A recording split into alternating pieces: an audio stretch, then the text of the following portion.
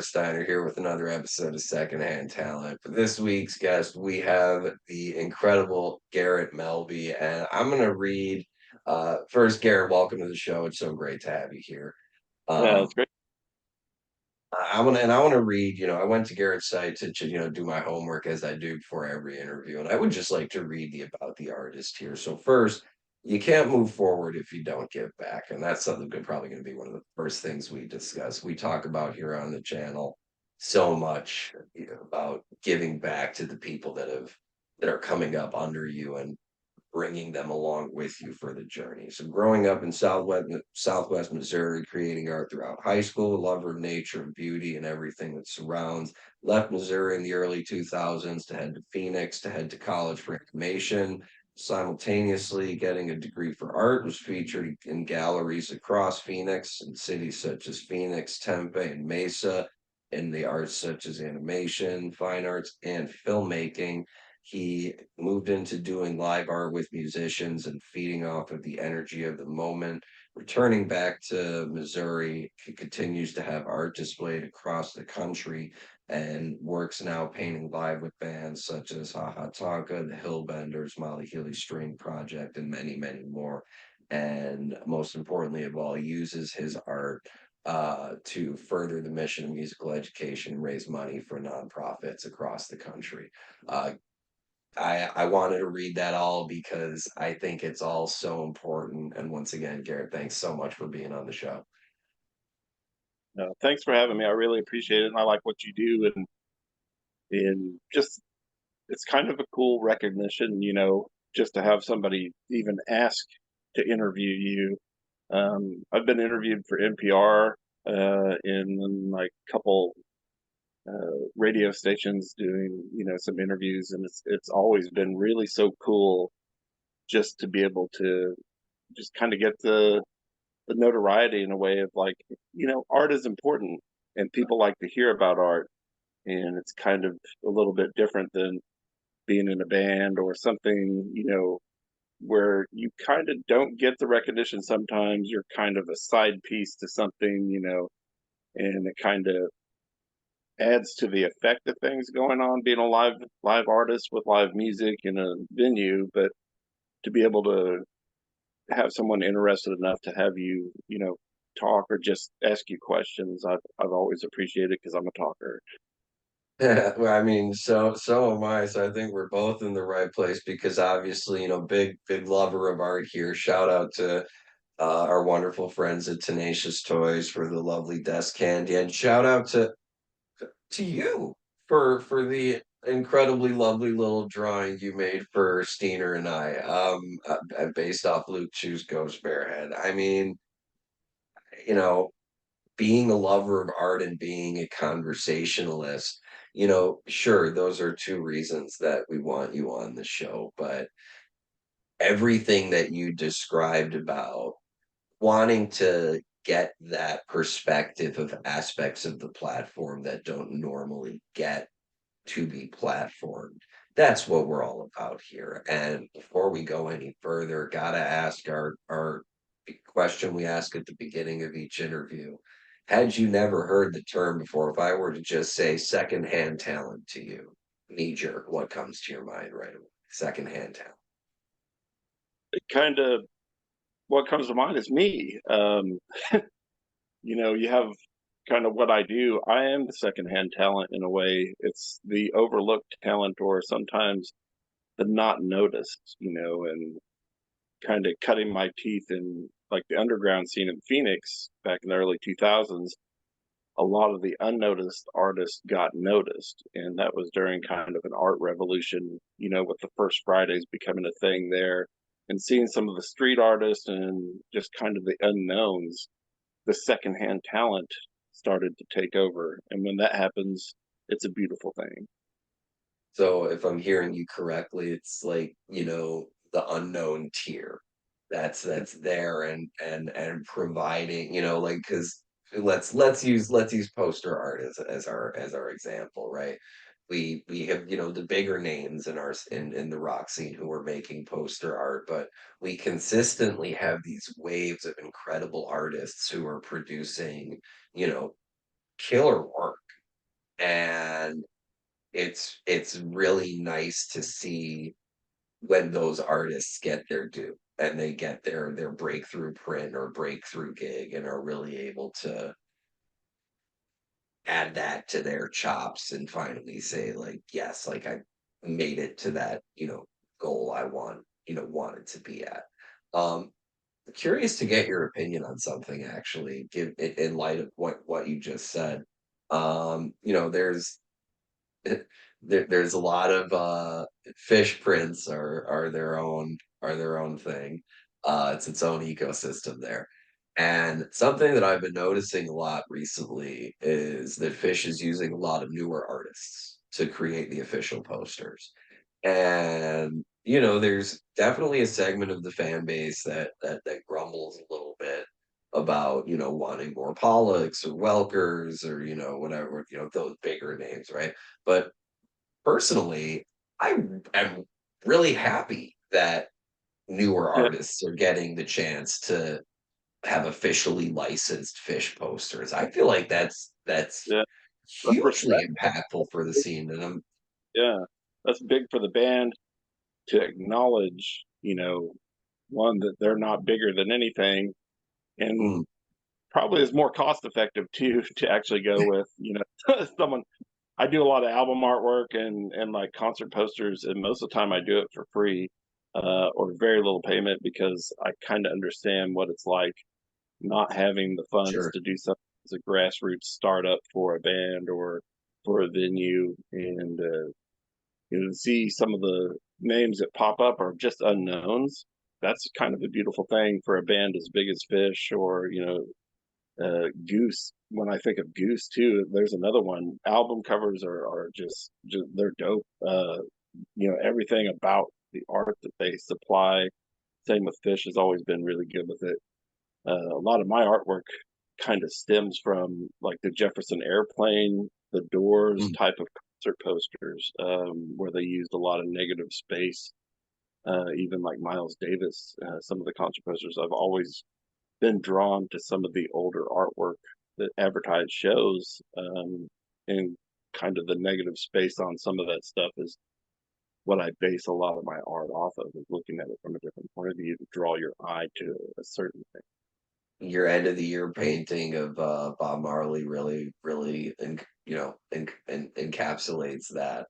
I believe I think we can get a picture of it and we'll pop it on the screen. But like Bob Yeah, just throwing the dreads back and that kind of yeah, and it's interesting. Earlier in the season, we had on Sean Bayous, who's a wonderful surrealist artist, and really one of the things he and I talked a lot about is he believes in pencil and doesn't use a lot of color, and we talk a lot about the shades of gray and how many shades of gray there truly are, and one of the one of the questions that I had asked him was that you do dabble in some color, and now obviously now with digital coloration being an option, certainly you could go in and color in more of it. Is there a reason that you don't? And he had this really great response where he's like, I feel like the balance between negative and positive space alone without color allow the art to speak more prominently for itself. it makes it deeper. I use a lot of color on the other hand in negative space, but just doing like grayscale and kind of like he said, uh, there's so many different shades of gray, and different shades that lead to a black, the gradients that kind of draw your eye in, and it rounds things off in a way to where it makes it almost three-dimensional more, and more believable, but it softens everything up to where your eye just kind of gets pulled into things, and Mm, any negative space or grayscale or even color with negative space, I think it's kind of a almost taboo sometimes. There's not a lot of artists that feature, things that are in negative space, but I think that's something I've always been drawn to. And you got to appreciate, people that can do it with color and especially grayscale to where if you're not using these bright colors to draw people in, you're doing something else. And if you are able to get their eye to look at it and to appreciate it, I think that's a huge talent to be able to do. Well, certainly, I would love to get to, the background, your background and how you came into this and everything. But before we do, I just would love to hear, you know, without all of that information, Yeah. what is that energy like of being in a crowd with a canvas and paint and music and just be like, are you given boundaries before? Like, what is that experience like? I don't know. Yeah, it gets pretty intense. It's kind of odd because I sweat a lot while I'm doing it. I think it's just nerves. And for some reason, we show up late to almost every show. So I'm just dragging all my stuff in, running fast. And I've already got the adrenaline rush of like, well, where do I set up? How do I set up? Who do I talk to? Where do I go? I've got like 5 minutes to set my easel up and just get going. But another factor is that, I finish the painting before the set's over. So, if you go to a lot of festivals, you see a lot of live painters. Sometimes they'll work on the same painting, sometimes for days, or, maybe finish it that day. But not a lot of people. I've come across a few people that have the same energy. John Griffin, out of Illinois, is another one that I've come across. He works with Cluster John. Pluck. He's this really amazing artist, and so we Mm, kind of ran to each other at the Plucking in the Pines festival, and I got to paint. Well, he painted on stage, I painted to the side of the stage, and he was, someone that I've met that had the same energy to where you kind of feed off the band, but you also feed off the energy from the people. So the crowd's there, the energy of the venue, depends on where you're at too. And I block a lot of stuff out. I find it almost like a meditative state to where I don't know what's happening. I can mm. understand what's right in front of me, but at the same time, I'm just feeding off the mood of what's going on. So it depends on the band. Sometimes the colors that are going to be coming out, and then I always try to bring in something extra. I usually put in like fluorescence or, black light paint and mix it in with my acrylics for kind of an after effect to trip people out a little bit more. Um, but just feeding off the energy of the crowd, and you can feel it, and you can feel it when people finally understand what you are making. I remember we did Mr. Charlie, music of the Grateful Dead. Of course, I'm going to paint something Grateful Dead related, but it takes a while for people to see what's going on, and then about halfway through, you can hear that one guy who's like, "It's Jerry Garcia, man!" It's like they're catching on now. So And you're effectively jamming with the paintbrush as the band is jamming the music, and then as kind of in the same way that the jam comes together, the image comes together, and then gets fleshed out and progresses. moving with the flow with the music too, to where it's like Right. kind of entwined with everything that's going on from the band. Then you can feel the energy, and it's kind of like you put up like a protective shield, is where I reach a different zone to where it's like I said, meditative state, but at the same time, you feel elevated where I'm getting so high off of the music and the crowd and just being zoned on this one zone to where it's like you're kind of in a different level to where you don't notice anything, but you feel everything. And so the colors are just a feeling, movement's just a feeling to kind of flow with the band, the music and everything kind of coming at you in waves. So it's a whole different vibe as this like sitting in the studio and painting or sitting at your house and painting because one if you screw it up, most people aren't going to know you're going to screw it up like because they don't really know. Sometimes you don't know what you're doing. Well, can you really screw up something that's supposed to be spontaneous and organic? Like I was gonna say, like that seems to me a screw up with live painting seems to me to be almost antithetical to the, you know, And there's times where it's like, well, in my mind, what I'm going for is not really coming together. mm, I'm like, wait, I've kind of strayed off from what I'm feeling now, and kind of let my brain took over too much. And like, I need just the instinct alone. And so it's like, man, did I screw that up? Every now and then, like at the shows, I'll get up. and just walk off, and I'll look at it from someone else's point of view. And that way I don't have my face right up into the canvas. If your face is up in the canvas, you don't really know Sure. what's formed, but if I look at it from, 20, 30 yards away from me where someone else might be viewing it, then I can say, okay, well, I'm seeing where I'm going with things. Now I've looked at it from the crowd's perspective. Right. And now I'm just going to, I know where I need to go from here and just feed right back into that energy, and go with it, and you're kind of in almost like a blacked out state when you're doing it sometimes, because it's like, well, if I can't get up and walk away from it, I'm just engulfed with what's in front of me. Well, that's actually something that I was thinking as you were describing kind of, the way that you were feeling is that it's almost so immersive that it's disassociative. Yeah, it wears you out. Like, it's strange because it takes a toll on you sometimes. Um, I've done some stuff for a festival raising money for poverty relief in Springfield, Missouri. And what I've done with some of those, it's more like guerrilla live painting styled, where I'm at one venue, there's 50 different, bands playing that day at, you know, 15 to 20 different venues in the city. And I move from one venue, I've got 45 minutes for the set.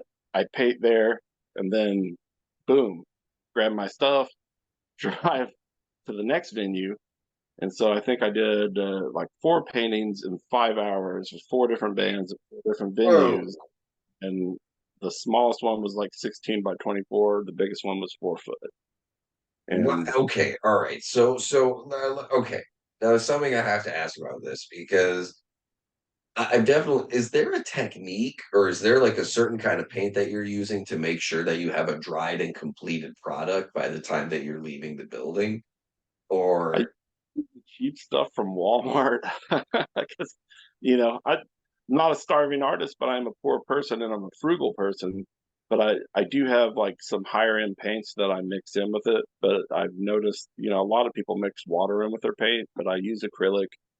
And usually the cheaper paints dry quicker, but if I use some of the good thicker paint in with it, it creates 2 different layers to it, to where when you see it in person, it's not just that orange or red, it's kind of a combination of a glossy orange and something else kind of going on. It creates more of a layer. But it's a little bit more depth, a little bit more panache. the part, like on situations like that, each one of those sold at each one of those events, each club, each one sells, all the money goes 100% to kind of like food banks, homeless shelters, and everything there in town. They do it every year, and they've been doing it for several years. And it was It's such a outstanding. such a cool event to be a part of. To be able to feed off that energy there and know you're doing good with it. Uh, I'd like to use my art as kind of a tool to help people, or almost like a weapon in a way, to where it's like I know I'm doing something good with it. At the same time, the money's going. I don't ask for anything. I don't write it off on taxes or anything like that. I think this year or last year I did 15 paintings, donated it, and raised over $4,000 for It's nonprofits. outstanding, man. Yeah, people in need from Arkansas to Missouri, all different things from child abuse, bikers against child abuse, suicide, teen suicide preventions, PTSD It's from. not applauding what those things are, of course, but such worthy causes that are so Yeah, important. I mean, we're both here in the Midwest. I know how important those causes are. I'm here in Chicago, but Illinois is a big state, and it's definitely there are a lot of areas that need the assistance for those sorts of programs. And to hear, what sorts of programs it's going to and in which states in particular. And that's got to feel great knowing that, I mean, like I mentioned earlier, you're from Missouri, we're in Arizona for a while, now you're back in Missouri. It's got to feel pretty great, using these talents and these skills that you hone to be able to give back in these ways. yeah, and kind of like the statement, is you can't move forward if you don't give back. Mm. that was one of the big things. I'd kind of stopped doing art for a while because of all kinds of issues doing artwork in Phoenix that leads to me having a dependency on certain kinds of drugs and just some of the situations I was in at some points, just living from couch to couch or sleeping in your car or just kind of just not having anywhere to go. And then saying, I'm just going to disassociate myself with everything to clean my life up, and kind of save my life in a way. But coming back here, my friend has a brewery in West Plains, Missouri. People would come in there when they started it up and say, well, we'll bring some artwork in. We'd like to bring artwork in. We'd like to bring artwork in. He says, please, we want to, showcase local talent, local arts, everything. Bring it in. And he's like, man, no one ever does. And, I was pretty drunk. And so I was like, you know what? I'll go home tonight and I'll make 2 paintings at my house and I'll bring them in. They'll be 3 foot by 2 foot. We'll hang them up on the wall and we'll pick like 4 or 5 nonprofits in the area and we'll price them at like $40 where anyone could really afford it. And the buyer gets to pick where the money goes to as a way to help. 3 foot by 2 foot painting for $40. Yeah. Yeah. I took them in there and dropped them off. And I was working in the factory and came back a couple weeks later and he was just like, yeah, $40, you're out of your mind. These are phenomenal. And people are just really enjoying them. We don't know what to do with it. He said, we want to put it on the wall, but would you be more interested in maybe helping one specific charity in a bigger way? Do you have more of this? I said, yeah. So I brought in a Huh. portfolio back in the early 2000s from my Phoenix days, and they were like, oh, damn, Garrett's pretty legit. He's kind of He's he's got thinking some stuff here. Wait a minute. neat, they're like, oh, wow, this is really cool. We had no clue. And I said, well, I don't really talk about it much, but it's like if I can use my artwork as a tool to help people and to do good in my community, then it's worth doing it. So, and Wow. I just kind of dove in with that, and we started doing art auctions, and we bring a band in because it's told, well, I used to paint live with bands, I used trip hop groups, underground jazz groups, things like that. Mm, Is where I kind of got, nice.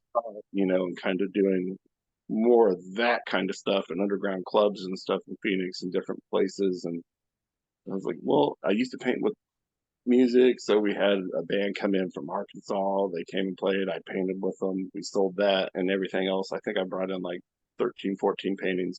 And all of it was for a no kill shelter and a group that spayed and neuter cats for free in town. So it's like, well, it's going to something really good, and these people don't get any recognition for what they do in our town.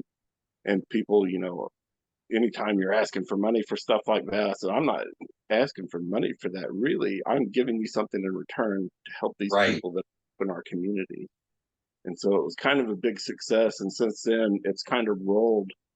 And then instead of doing like 15 paintings at one event, I've gained enough momentum to where I think one of my paintings this year went for over $1,000, and it was Wow. for domestic violence where they provide therapy and also a place for the victim of domestic violence to be able to be away in a different house where they don't have to worry about it. We did things for What an kind of incredible, what an incredible way to help out the community, not just by, providing funds for it, but if that piece of art, anybody who asked that person about it, right? Like, oh yeah, this was to support this charity, and that story lives on with the piece of art. and it brings the cause into awareness too, because a lot of Yes, times a not only is hundred it percent, close, but like we hundred get it percent. on the paper, everything like that, to where people realize there's a need for this. There's a need to help this. That this place does exist. They do help out, and there's a need to help. And growing up And there's a around way we can help. Like, even the biggest of cities, people want to help. You know what I mean? In yes. these small rural communities, um, people want to help. They don't have a lot of means to help, so you got to try to do what you can do. But people step up to the plate. help out And either once time. people are aware of the avenue through which they can help, then that, like a lot of people, like have some resources that they can contribute, but just aren't sure how. Yeah, they just need to know how to do it, where to do it, and then it brings it into the light. And it We did snowballs from there. like the first episode or two, just kind of watching what you were doing. I was like, hey, this guy, he's trying. He's doing something. I think he's got something going on here, and the fact that we met basically through music in a way, Mm, through Hetty Wax Fiend's record yeah, group. You know, absolutely. Shout out HWFRC. yeah, definitely. I met some really cool people. I think I had they did like a free deal where you gave away a record. It started with the Chuck Mingus record, and then Yeah, and it was everybody who dibs the record before put up a uh, record for the next person. And I yeah, the think I pay put it. up a Munyon record. Yeah, I was like, man, well, I'll put something in there and see what happens. Well, I put two records in, and then two different guys ended up, saying, well, I was kind of thinking it was worth the same amount together, as what I got was I think it was Aesop Rock or something. I was like, well, I feel guilty about putting in an original version of Moon Dance, and then Steely Dan. I was like, well, they're older records. This one I got was pretty new. But these are really good. They're original press. Ended up sending them to two different guys. One guy was in Arkansas, and we stayed in contact. And I sent them all prints of my artwork to go with it. I was like, wow, these guys are cool. So the majority of the people that I've met, just online through that group have the same mentality as you and I in a way, to where it's like, man, that's kind of cool to see, like-minded people getting together and discussing things or talking about music that they appreciate. I had, well, I'm just gonna keep this in. No, no cuts. This is beautiful because music, you're absolutely right, is music is the common denominator in all of this. And it's so beautiful how we came to this point through this journey of secondhand talent where we did when we got our first official piece of merchandise in, we used a prototype of our patches. We have a limited amount of our patches and some of these pins produced by Mife Designs at www.secondhandtalent.com. But we had just gotten in the very first prototype and we were just under 200 subscribers. And this was the weekend that Fish was at UIC here in Chicago, or at United Center here in Chicago. And we decided that if we met our 200th subscriber on the lot at the Fish shows, we would give them one of the patches, and wound up being one of our fellow Heady Wax Fiends members. That's Was cool. our 200th subscriber, and we filmed a short with them. And here we are now talking about Heady Wax Fiends, all this time after that. And it truly is incredible how, you know, there's this zeitgeist, this ether of that music creates, of community, Yeah, of bonding people. And it really it really is a special thing, because it really is a special thing. yeah. Music is Um, it's one formal way to unite, and just even if you don't like it, sometimes it's cool to listen to it with a different ear. And even like you said, like through that group, I've learned a lot about different bands, that I had no clue existed, and was, I'm always willing to take a risk. I was like, when it comes to music, I'm more than willing to listen to it, even if it's something that I don't like or a genre I don't like. I've loved music since I was a child, little bitty kid, from having the old record player, with the Jackson 5 and the Beatles. And then I wanted a flashlight radio when I was a little kid. For years, I requested one, and of course, it didn't happen because for I don't know. for our younger audience, please explain what a flashlight radio is.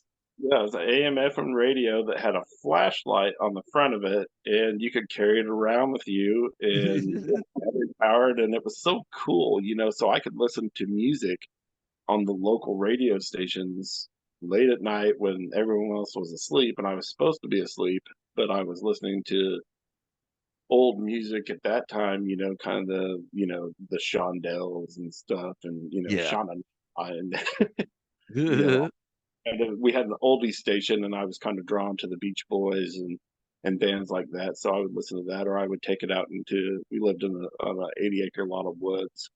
Take Oh my wow. flash radio with me, go out to the woods, listen to the radio as I'm going along. It gets dark. I've got light to light my way back home, but music's kind of been the light in my life in a way if you look at it that way. Oh wow. Oh hey, hey there. Hey now. You got the double on. There you go. Yeah, you got the light and the light.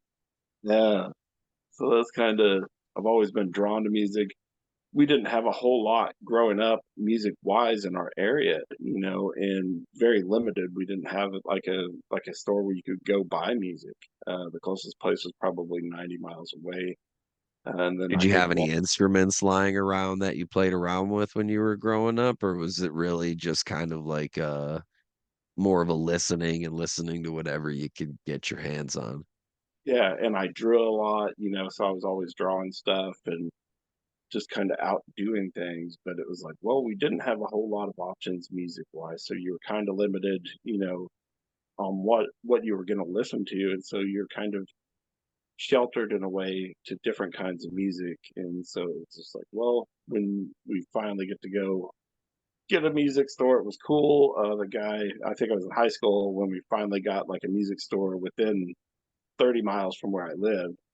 And of course, he had Jerry Garcia painted on the wall, and I was like, oh wow, Jimi Hendrix, and Led Zeppelin. I was like, oh wow, this is so cool to be able to see something I different. mean, another world, yeah. Like I was Yeah, gonna say, something that you probably hadn't had that yeah, exposure to before.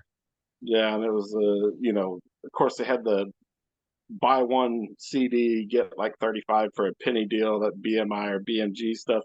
Probably still Yeah. owe a lot of people that, but that was at the time when Alice in Chains was coming out. Nirvana was really popular, Pearl Jam, Red Hot Chili Peppers, and stuff. So you could Yep. get all albums. That was my only way to really get music. Was to try to do something like that prior to that shop. To get like a Fish shirt or Marilyn Manson T-shirt or something like that, you had to drive 3 hours. So it was like you couldn't just pop on the internet and order Struggle was something. real. Yeah, you had to work to get it. You had to. It's It was like, a well, hustle, man. didn't have the access to get things like that. So it's like you learn to appreciate things too. It's like wow, you learn to appreciate the opportunity to listen to different music and different things. So yeah, like record collection wise, I'm from Louis Armstrong to Frank Zappa, alphabetically. So it's like, well, everything in between is super cool. But it's like, well, Two of my favorites without hesitation that I will go right ahead and say. yeah, it's like, well, yeah, I love the Grateful Dead. Yes, I love, grunge music, but I also like jazz. I like African music, I like Philip Yeah.Ute. It's just I was so just looking over to my left. I got a wall full of records over there, and they're all sorts of different ones, and the collection wouldn't be complete without any of them. yeah, yeah. It's just like, well, why do you have such a variety? It's like, well, I love Why it. not? Depends on how I feel some days, Yeah. minute, hour to hour, music can make you change. It can change your day and make it better. And so it's kind of Yeah. cool. We met through music, which is awesome. And we both love music, and we do try to support local music too. So that's And another what thing. and what we do is in a very large way influenced by music, myself and having this platform and yourself and the style of painting that you do. I mean, without music, that's real, Yeah, and this is something, I've said before on the show, but one of the things that I experience when I do these interviews is just an immense amount of gratitude because, um, I could certainly sit and talk in front of a microphone from here till the end of time, but it means so much more to have people involved, from across the spectrum within the scene that I've been a part of for so long, and it really means, it's really humbling to, when I reach out to people and they agree to be interviewed. And there's a lot of you who are my past guests. You all know who you are. It just means the world to me that you've been on the show, future guests as well. Um, the fact that we're here now just over a year at the time of airing of Secondhand Talent in existence is, you know, something that you can't reckon doesn't have its roots in music, which, for being a comedian is pretty cool to be able to say. Yeah, For not being a musician. yeah, that's kind of how I feel. I feel blessed to be able to, you know, work with musicians. I've really, I was going to take it kind of easy last year. I was like, oh, I'm going to slow down a little bit and not push so hard. But last year was kind of a big year. I got to paint with Vince Harmon from Leftover Salmon, the Still Drivers, which is Chris Stapleton's original band. Did a fundraiser with the Ozark Mountain Daredevils, and I worked with some of the members of the group's side projects like Molly Healy and Kelly Brown with Jalopy and some other bands that are more jammier, a little bit more rootsier than what the Daredevils are. But it's kind of cool to see and know some of those guys and see how they support local musicians in this area, which is pretty neat because they do try to build up and do good things with some of the local musicians that are just kind of coming up. So it's kind of nice to have big brother support, you know what I mean, from people that have been around the block and done things. But yeah, I've gotten to work with country musicians, jazz musicians, bluegrass, folk, jam bands, just heavy metal. It's like, wow, it's just everything that I like, all these different things all kind of compiled into one deal. And it's just like, Cool wow, how, like, because all that different kind of music at the end of the day is all arranged in the 12 chords, yeah, and played with a lot of the same instruments, and the people playing it aren't so different at all.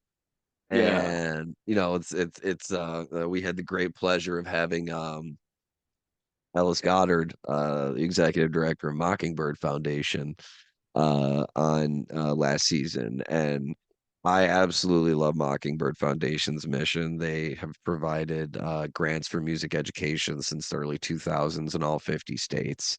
Um, and they they have no exceptionalism when it comes to who they provide grants to. And I know they've provided at least half a dozen grants in the state of Illinois. They, again, like I said, have provided grants in all 50 states. Um, and into the millions of dollars. And they have a wonderful operation that, is completely fan run and completely fan generated. And I remember discussing with Ellis about how much I thought that was such a beautiful thing that, and he did mention, that the band, does acknowledge them and they've worked with Water Wheel, Fish's charity arm in the past, but they really are a truly fan run operation. And it's another, to me, such a beautiful thing that, the music inspires a charity whose sole purpose is to help others create more music. yeah, Like, what a beautiful cycle yeah. of events to have happen and occur. Like that. That's we've got one in Springfield, Missouri. It's Sammy, which during the pandemic or however you want to look at it with COVID, uh, Right. what they ended up doing, they helped supply grant money for musicians that couldn't play at shows anymore. And so they set up things where they did the Queen City Shout Online, where musicians would play from home at their house and people could tip them and things like that through Venmo or PayPal, which was kind of a big deal. And I kind of really fell in love with the idea of what they were doing there. And it's like, well, somebody's taken the time to care enough about local musicians and try to do something to help them out. I think they Big set deal. up a thing called On the Scene, and it's funded through that as well, through the same grants and stuff. And what they do, they go in, they interview the musicians, kind of kind of like what you're doing, but doing it on the scene, you know, promoting the venues, promoting the musicians, giving you a list of places where, you know, people are playing every night of the week. So kind of cool to see things like that. I always thought that was really cool how they did that to support local music. Local music is really important. Of course, national music and world music's important too, but sometimes you have a lot of talent and just around you to where it's like, wow, who knows what they could do if they have the support. And you know, kind of uh hearing your discussion of, you know, like hearing out how these local groups are helping local musicians and local artists and local places. Like it's just it's that credo, that inspiration that I try my best to emulate with this platform as well. Yeah. Yeah, because you know, I always say, well, you know, if one eats, we all eat. You know, that's kind of the Mm. brother thing. So it's kind of like you said, it's not just the band, but you have the sound guys. You got your, you know, waiters and bar staff. You have, you know, Yes, the venue. You got people at the door. You got the people at the people. door, you have your security people.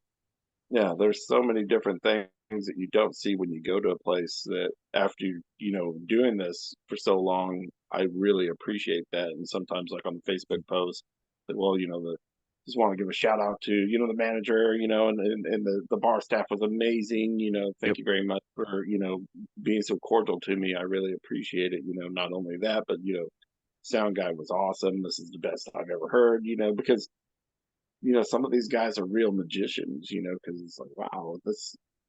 I've been to several shows where sometimes it doesn't sound so great, you know, and then, you know, it's like, well, it's different people every time. And then you end up going to the same venue and it's like, wow, this guy's kind of a master, you know, Yeah. because Oh there's yeah, been, I've definitely had those experiences. Like there's venues where you go to like on a pretty regular basis and you're like, you know, like if you know the caliber of the person behind the wheel, if like based on how the band sounds, like there's definitely rooms like that in Chicago, and I can certainly relate. yeah, it's like, wow, there's such a skill set to that, you know, even the lighting.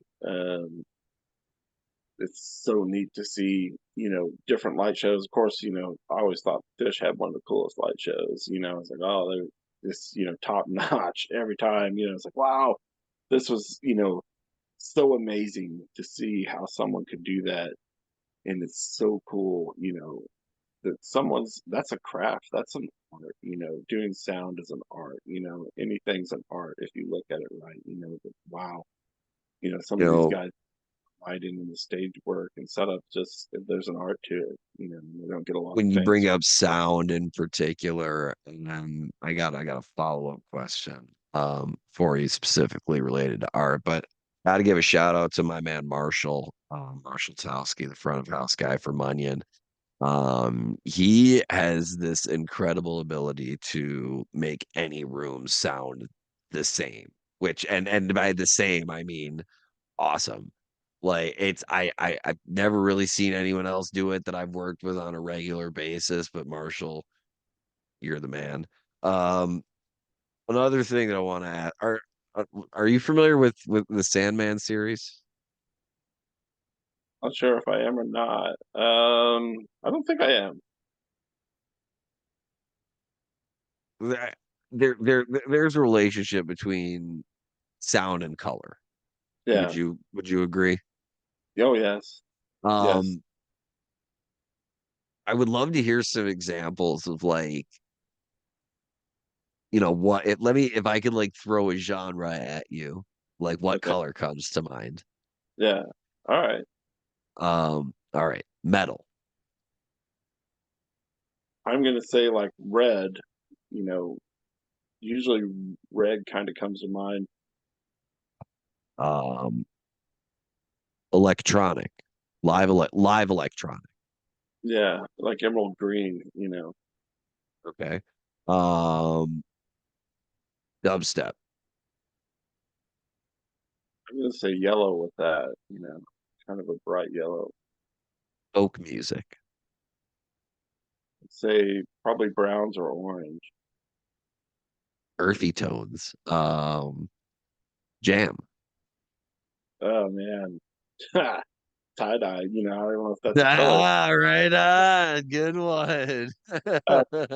Uh, man, yeah, jam bands, I think of always something so bright, you know, and it's just, you know, the brighter the color, the better with that, you know. So it could be any color just as long as it's bright and vibrant. Do you have a favorite genre to paint to? Yeah, you know, man, I work with a few jam bands, and I really, really can get lost into a jam band. But I do like painting with like jazz music when that opportunity arises. Mm. Not a whole lot of jazz bands around that you get to paint with, and so every now and then when I do, even if it's kind of more of the big band style, I still I enjoy horns. We did a show Horns are the best. yeah, a couple weeks ago. We did a show with a guy who come up there. He had the trumpet, and Mm, there was a guitarist mixed in with the steel guitar, and I was mm, just wow, mm. just Yeah, out. I was more than happy, you know, give me that all day. to not even acknowledge the world at that point, just listen, you know, and just go with it. And it's like, wow, this is beautiful. You know, they got the upright, Yeah, got that, but if you've got some kind of trumpet or saxophone that goes in with it, that's man, I love that. count me in.